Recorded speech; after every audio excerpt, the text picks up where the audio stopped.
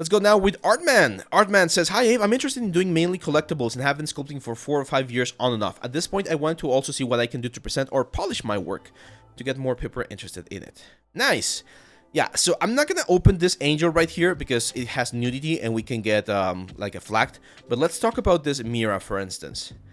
I'm not sure if you did the whole Mira thing. I see here that you use Das Studio. So that tells me that you might have used like a base mesh, like a character's base mesh, and then sculpted some of the other elements. And I'm gonna be honest, it does show a little bit there because the character looks very good, and then this water thing and the hair don't look as great. Okay, so let's talk about the hair real quick. When we're sculpting hair, you started with the right track, so we do need to focus on the big shapes first. But then we need to break it down a little bit. So for instance, we have this one right here. And what I'm going to do is I'm going to give it a little bit more of a gesture, right? Like I'm going to make it a little bit more interesting right there. And once we do that, we can add a secondary hair, for instance, poking through the other side. See that? And then another tertiary one poking on this side right here. And by doing that, we break up the silhouette of the hair. Because hair, especially underwater, hair goes crazy, right? So it's very important to keep a clean flow of the hair. Like, I hate when people do this right here, because I can see that you're trying to do this very weird S shape. That's very, very, like, complicated. So let's keep it simple. Like, if you really want to twirl it, that's fine. We can do something like this, right? But it always should be like a clean shape first, and then on top of that clean shape, we start adding the next like levels of hair movement, of hair gesture. Same for this points right here. You always want to push these things in such a way that it generates a nice silhouette. And same thing for the water. Like right now, this looks more like ice or like a blob of something. So it's not really giving us that kind of stuff. We got there we go, a little like stream reward there on Twitch. So yeah, this is one of the processes. Ray is asking whether it will be the best way to learn ZBrush. Well, I'm of course completely biased, right? If you want to learn ZBrush, this one right here, the ZBrush Stylized Character course, is a really good starting point. I mean, you can ask anyone here in the chat. A lot of people have taken it, and it covers from the very beginnings, like interface brushes and things like that, all the way to creating this character. If you have an iPad, I just released this one, which is the ZBrush for iPad, and is even like a more simplified version of sculpting. So if you're doing iPad and then you jump to PC, that's like a good bridge right there. So yeah.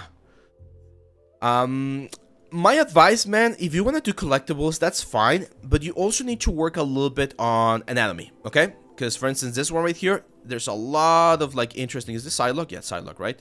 So there's a lot of like polish on the anatomy that we need to fix. What do I mean by that? Like, you do have the idea of where the muscles are, but can you see all of those like brush strokes and like pixelated areas? We really need to clean up the muscle. So that would be like the tricep muscle right there.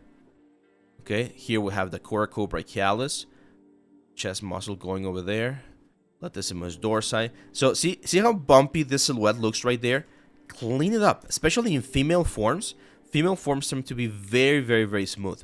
So you want to clean all of this up. Like here, clean that up, clean the muscle up. Let's get rid of all of that bumpiness. And it does take time. I'm not gonna argue with that. It does take time, but if you clean the form of the characters, you're gonna get a nicer, more like smooth silhouette. Now, here's another very common mistake, man. This thing that you added here, the latex suit and the belts, do them as separate pieces. You want to create that silhouette where this thing is going into the leg, it pushes out, and then it continues. Because if you just paint it over, it looks like body paint. It doesn't look as great. So it's very important that we take the extra time to really do the work on generating these things. If you're going to be doing a lot of like characters like superheroes and things like that, Snackish, my best advice, learn anatomy. Anatomy is going to be one of your big tools to make sure that your stuff is as polished as possible. Let's go now with Jesse Kalarian. Do we have any questions so far? Oh, Aaron has a great question. He's asking, should we close the hole inside of the sleeves of the shirt, or we just add thickness?